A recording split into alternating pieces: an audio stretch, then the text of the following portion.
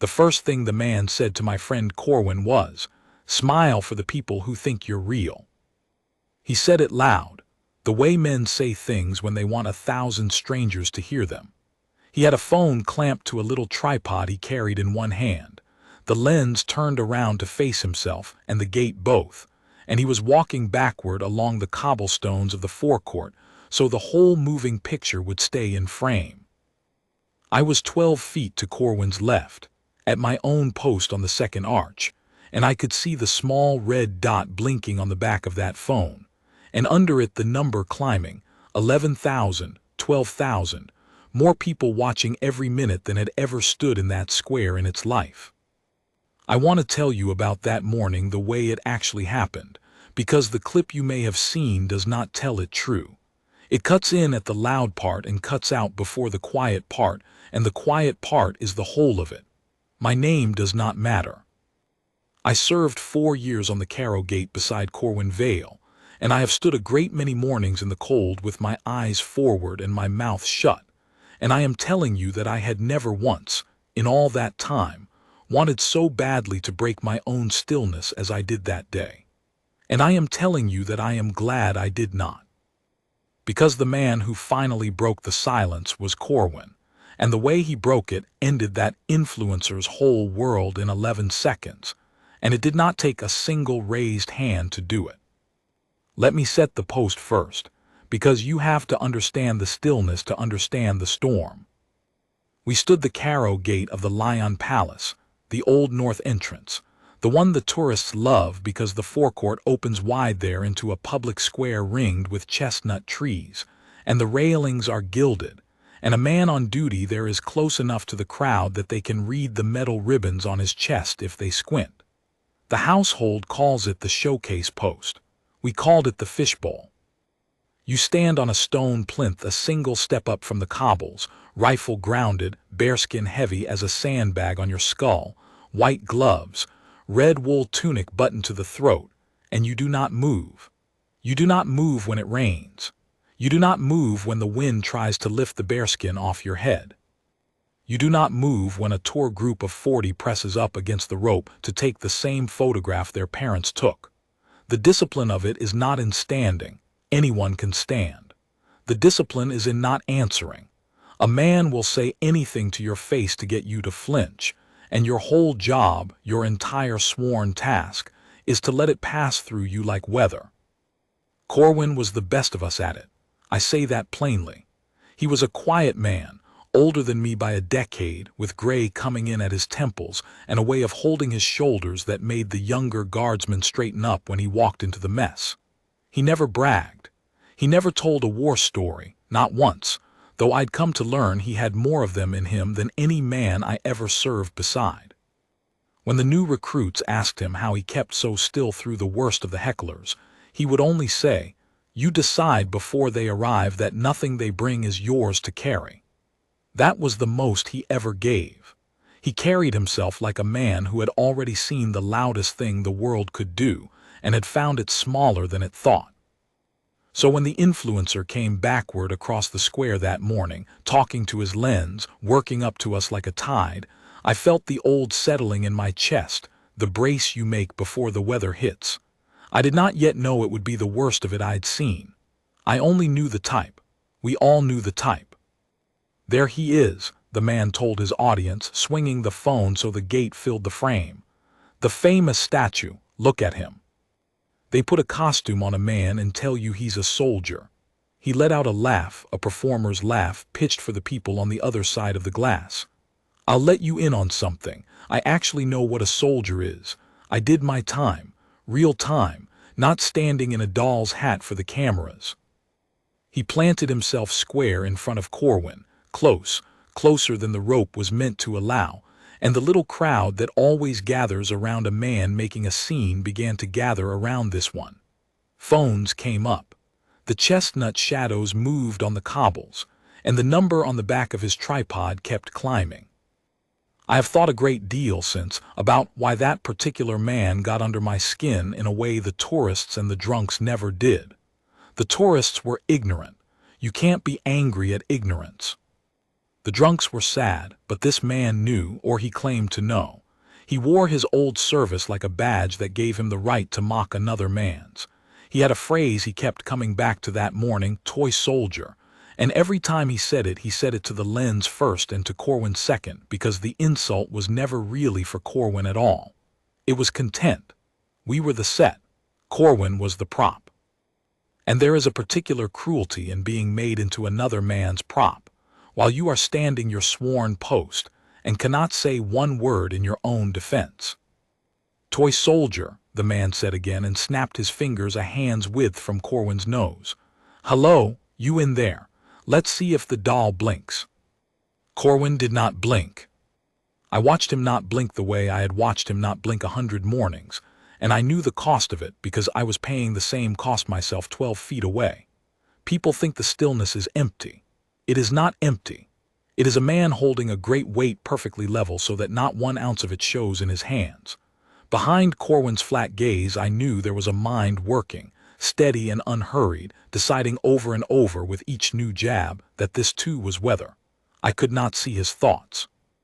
But I had stood beside him long enough to feel the temperature of them, and they were cold and level and entirely unafraid. The influencer did not like that. They never like that. A man who heckles for a crowd needs the target to crack, and when the target gives him nothing, he escalates to take the nothing by force.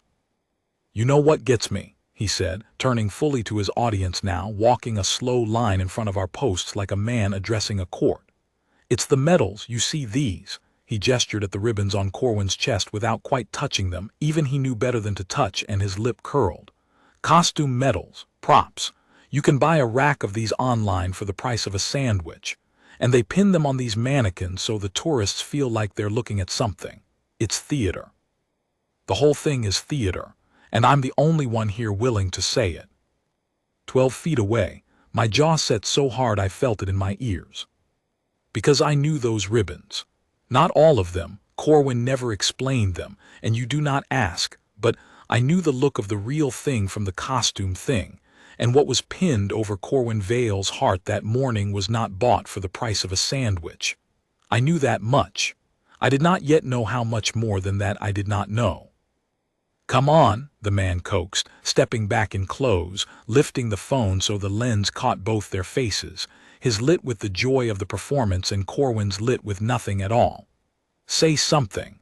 One word. Tell the people you're real. Or are you going to let me stand here and call you a toy in front of 40,000 people? 40,000. The number had crossed into 40,000. And Corwin, my friend, my brother on that gate, stood with his eyes fixed on a point above the man's head, and gave him the one thing that costs a heckler everything. He gave him silence. Now I have to tell you who this man was because it matters to how it ended. Not his name, I won't give him that even now. But he was not an ordinary tourist who'd wandered into a moment.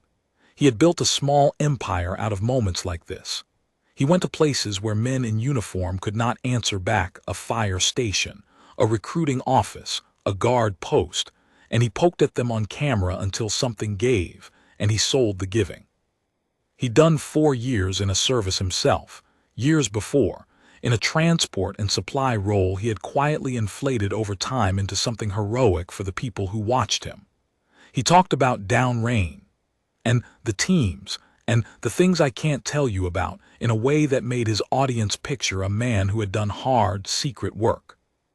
The truth, as the world would learn that very afternoon, was that he had driven trucks and filed manifests on a quiet base and had never once been within 400 miles of anything that could shoot back. But that morning, none of his 40,000 knew that. To them, he was a real soldier mocking a fake one. That was the show. That was the whole appeal. Silence, the man crowed, delighted because to him the silence was a win. You see that? Nothing. There's nothing in there. I've stood next to real operators, gentlemen, guys who have done things that would put you on the floor, and I'm telling you, you can feel it coming off them. That presence, that weight. He swept the phone across Corwin's still face. This is a costume on a coat rack. There's no soldier in there. There's a guy who failed the real thing and settled for the parade version. And there it was, the thing he could not have known he had just said. I felt it before I understood it, a small cold drop in my stomach, the way you feel a wrong note in a piece of music before your mind names it. Because I had stood beside Corwin Vale for 4 years, and I had seen the one thing about him that no costume could have faked. I had seen him on the worst night the gate ever had, the night a panicked man drove a car up onto the forecourt, and everything went sideways in 3 seconds flat. And I had seen the way Corwin moved, not fast exactly, but already finished, like a man reading the last page of a book he'd written himself. I had seen him put himself between that car and a family of strangers without one wasted motion, and I had seen the look on the responding officers' faces when they got the full picture of what he'd done and how, and I had heard one of them, a hard old sergeant of the city police, say very quietly to his partner, "Do you know who that is?" I did not know then who that was. Corwin never told me.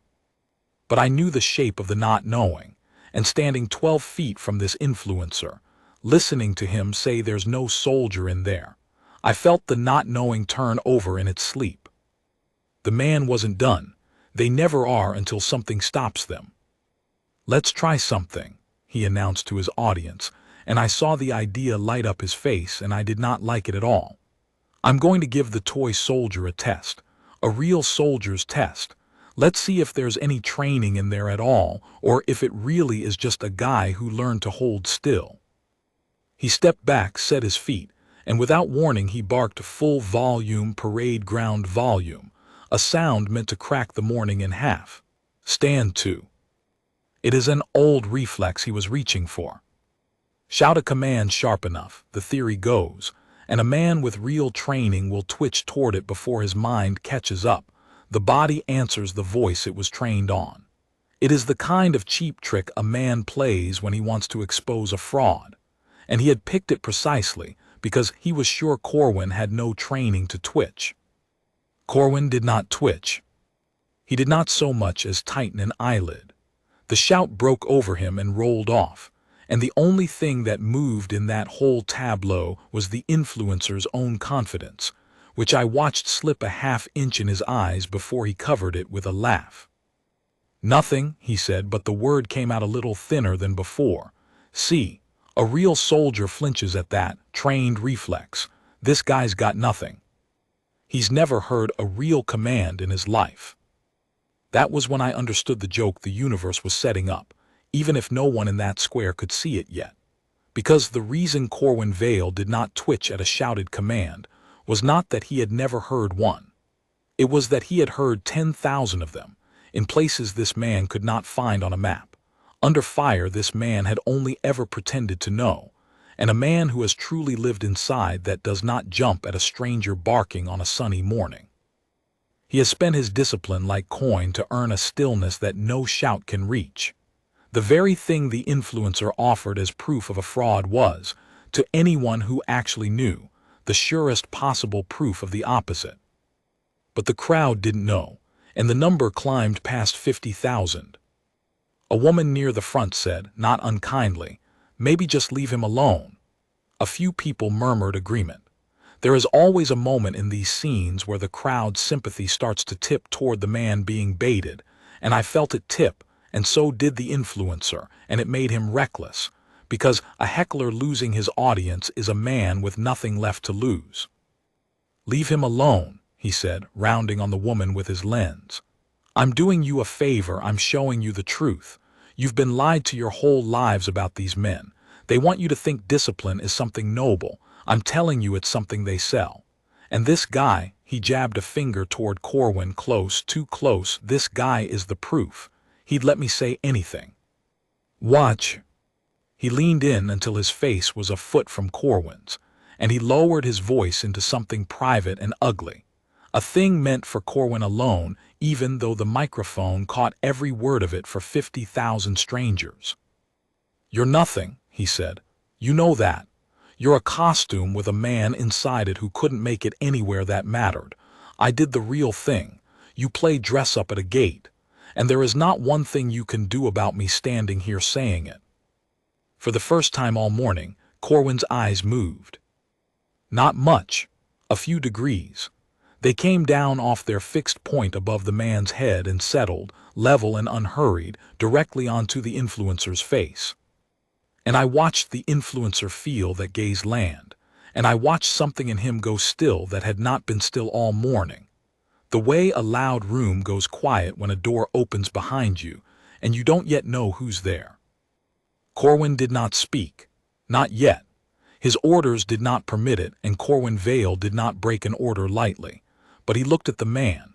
He looked at him the way a man looks at whether he has decided at last to walk out into. And the influencer, who had spent an hour proving to 50,000 people that there was nothing inside the uniform, took an involuntary half-step back from the nothing. He covered it, of course. He laughed and turned to his lens and said something about how the doll finally moved. But I'd seen the step. The crowd had seen the step. And I knew, the way you know the tide has turned even before the water reaches your feet, that the morning had just changed direction. What I did not know was that help was already crossing the square. He came on foot, alone, in a plain dark coat, the kind of man you would not look at twice, an older man, spare and weathered, moving through the chestnut shadows with the unhurried economy of someone who has never in his life needed to rush to be taken seriously. I noticed him only because I notice everyone who crosses the forecourt. It is the job. He stopped at the edge of the gathered crowd, hands folded behind his back, and he watched.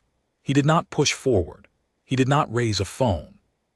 He simply stood at the rim of the circle, the way a man stands at the rim of a thing he already understands completely, and waits for it to finish becoming what it is going to be. I did not know him, but I saw the way his eyes found Corwin and stopped, and the way something crossed his face, recognition, and under the recognition, a kind of slow-burning anger that had nothing showy in it. The anger of a man who has just walked into a room and found someone he respects being made a fool of by someone he does not. Meanwhile, the influencer, rattled by that one-level look and determined to win his audience back, had moved to his finish. Every one of these performers has a finish, the big moment they build toward, the thing they hope goes wide. His was the medals. "All right," he said, and his voice had the brittle brightness of a man committing to a bit he isn't sure of anymore. "I've been respectful. I haven't touched him, but I want to prove a point because you all deserve the truth." He reached into his jacket and produced, with a flourish, a cheap brass medal on a garish ribbon, the kind of novelty thing you'd win at a fair. "I'm going to award the toy soldier a toy medal for outstanding service in standing still." The crowd made a noise, half a laugh and half a wince. "Because that's all this is. And these," he gestured again at the ribbons over Corwin's heart, "are exactly as real as this one. Prove me wrong, statue. Tell me what even one of them is for."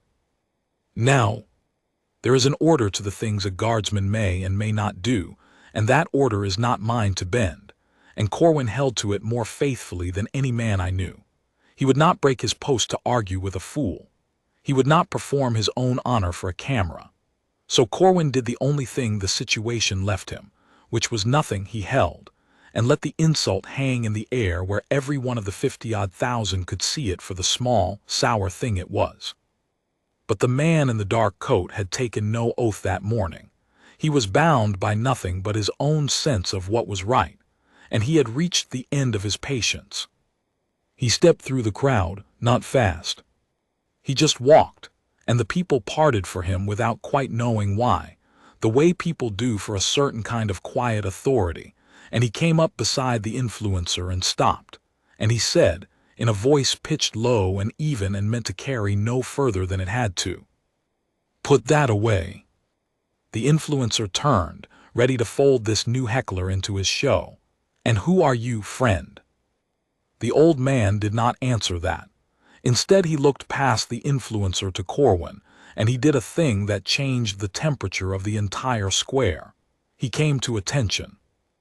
This weathered old man in his plain dark coat squared his shoulders, brought his heels together with a soft, authoritative click that you could somehow hear over everything, and held himself in a posture so correct, so deeply and unmistakably trained, that it made the influencer's whole performance of soldiering look in an instant like exactly what it was, a costume on a coat rack. And then the old man saluted Corwin, crisp, complete, a salute with 30 years of meaning folded into it. The square went quiet, even the phones seemed to hold their breath. "You don't salute him," the influencer said, but the certainty had drained out of his voice. He's a doorman in a hat." "You don't." "Son," the old man said, still holding the salute, his eyes never leaving Corwin's face, "I have been in uniform longer than you have been alive, and I have met perhaps 4 men in all those years who I would stand at attention for without being ordered to. He is one of them, so I'll thank you to be quiet while I pay a debt." Corwin on his plinth did the smallest thing. He could not return a salute, his post forbade it, his rifle was grounded, his orders held him, but his chin came up a fraction, and his eyes met the old man's, and something passed between the two of them in that look that I have never been able to fully describe and have never forgotten. It was the recognition of 2 men who have stood in the same dark and come out the other side, who do not need to say a single word to know exactly what the other one paid to be standing there at all. The influencer's phone was still recording, 50,000 people, climbing. And the old man, lowering his salute at last, turned to face that phone full on, and began, very calmly, to take the morning apart. "You've been telling these people you did the real thing," he said. He did not raise his voice. He did not have to. The square had gone so still that his quiet carried to the back of the crowd. "You said you've stood next to operators. You said you can feel it coming off the real ones. Let me ask you something in front of all of them. Where did you serve?" The influencer's mouth opened, and for a half-second the salesman's reflex tried to fire the practiced fog of downrange and things I can't talk about. But the old man's eyes were on him now, and there is a kind of gaze that strips that fog away faster than a man can summon it, and the influencer found himself answering, almost meekly, with the name of a base. A quiet base. A supply base far from any line. "Transport and logistics," the old man said. It was not a question. 4 years. You drove and you loaded and you filed and you did it competently, I'm sure, and there is no shame in it. The men at the front cannot eat or shoot or move 1 mile without men like you behind them. That is honest work and honorable work. He paused. The shame is not in what you did. The shame is in what you have spent the years since pretending you did. And the shame, this morning, is that you used that pretending to stand in a public square and call a better man a fraud. "You don't know anything about me," the influencer said, but it came out small. "No," the old man agreed, "but I know everything about him." And he turned and he looked at Corwin, and then he looked back at the lens, and he said the thing that ended it. "You've been calling him a toy soldier for an hour. You told these people there's no soldier inside that uniform. So let me introduce you to the man you've been mocking." That man held a position in the high passes, the cold country, the worst ground there is, where the air is thin and the weather can kill you faster than any enemy, and a mistake means men do not come home. He led a mountain warfare section through 3 winters there. The kind of work where there is no camera, no audience, and no applause, where you do the hardest things a man can be asked to do precisely, because no one is watching and it has to be done anyway. He has a commendation for an action in those passes that I have read, and I will tell you, in 30 years I have read very few like it. He brought 11 men down off a mountain in a storm that should have taken all 12 of them, and he did it carrying a wound he never put in his own report. The square did not make a sound. 50,000 people, and the only thing moving was the wind in the chestnut trees. "And here is the part you'll want to sit down for," the old man went on, and now, for the first time, something almost like a smile touched the corner of his weathered mouth, not a cruel smile, but the grim satisfaction of a debt being paid in full. "That base you served on, that transport unit, do you know who that whole sector answered to in those years? Do you know whose command authority covered the very ground you drove your trucks across?" He let it hang. "His did." The man you spent your morning calling a costume on a coat rack outranked your entire chain of command. If you had ever, in your 4 years, been called to stand in front of a senior officer of that theater, that is the man you would have been standing in front of. You'd have been holding your salute and praying he didn't notice your boots. I watched it land on the influencer the way I have seen heavy things land on men, all at once and from above. The color went out of his face by degrees.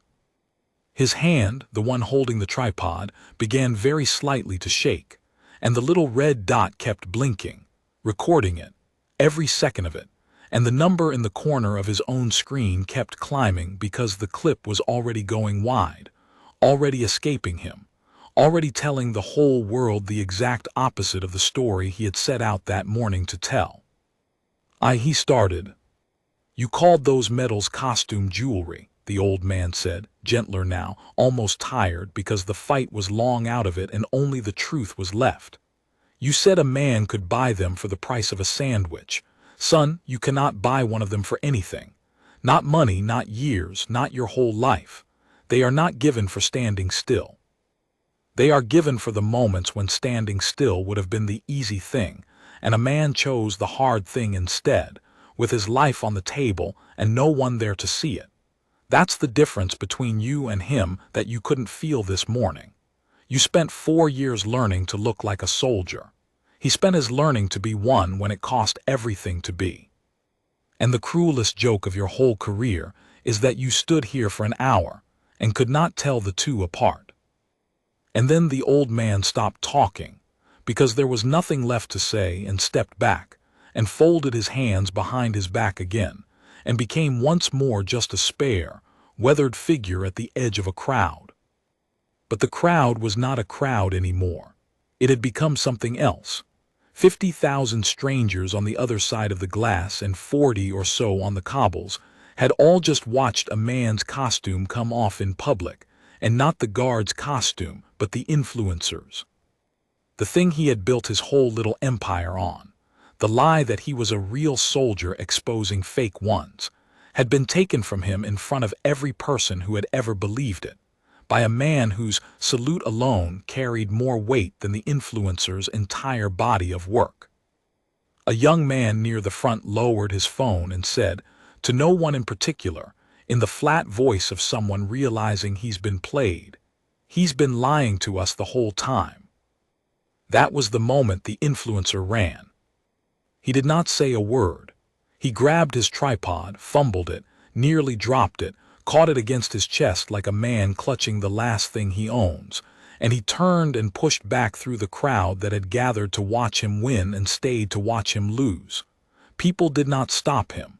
People did not jeer. That is the part the clip does not show, and the part I think about most. The crowd did not need to throw the karma at him.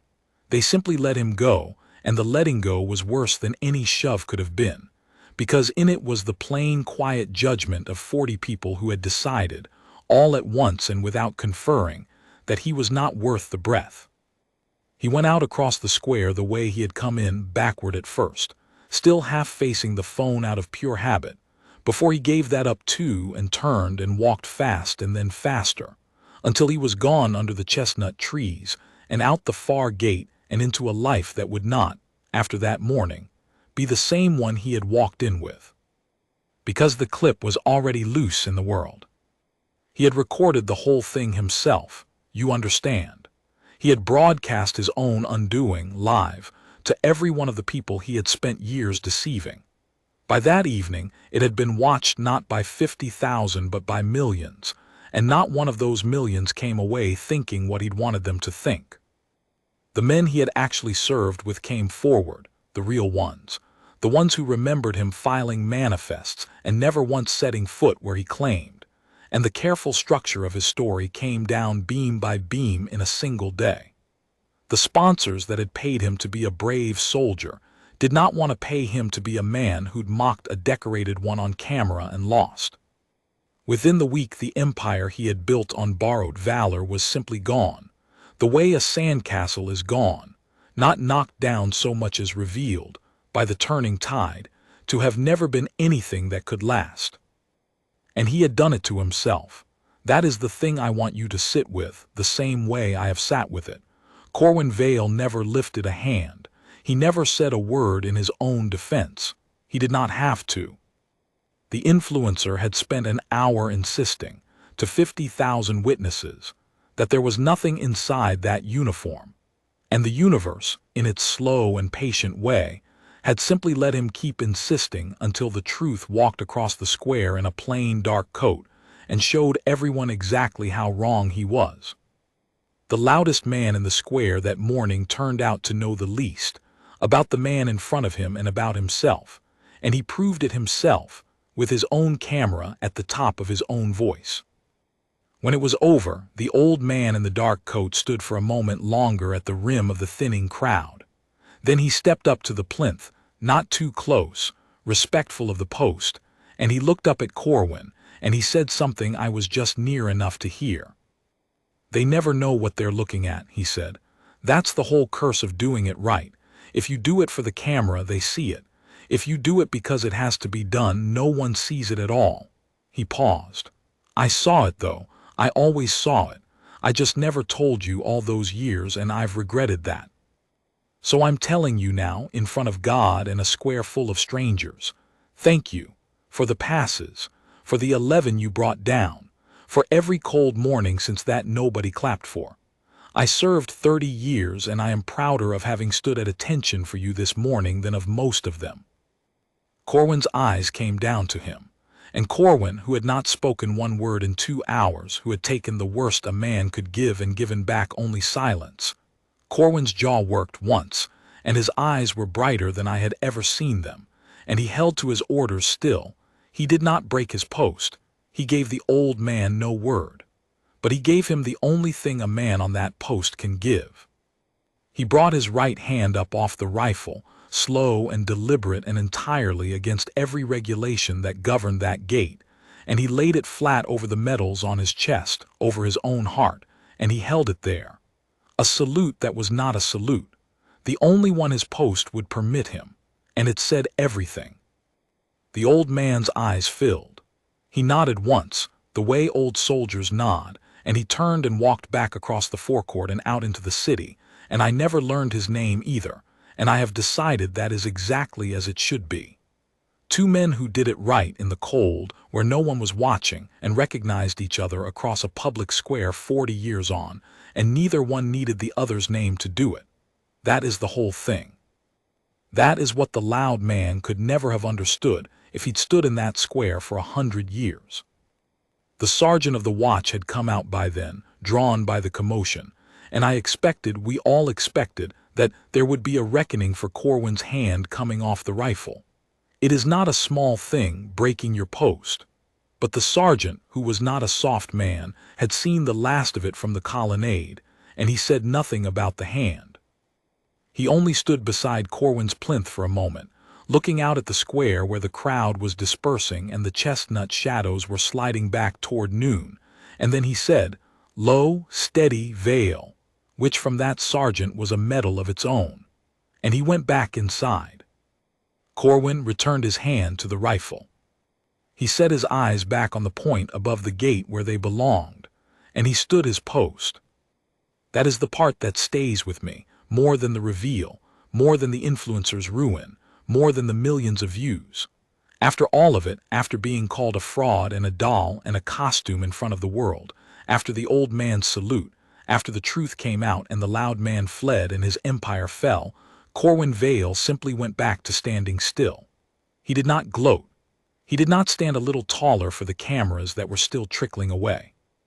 He did not say to me afterward in the mess, "Did you see his face?" the way I confess I wanted to. He treated the whole morning the way he treated the rain, as weather that had come and passed, and asked nothing permanent of him. The discipline that the influencer had mocked as theater was, in the end, the exact thing that let Corwin carry an hour of public humiliation, without 1 ounce of it touching the man underneath.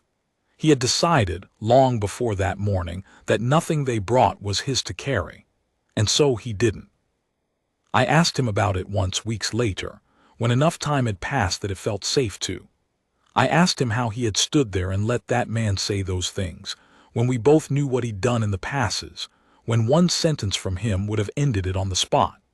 We were in the mess late, and Corwin turned his cup a slow half-circle on the table and thought about it the way he thought about everything, like a man who would not spend a word he hadn't weighed.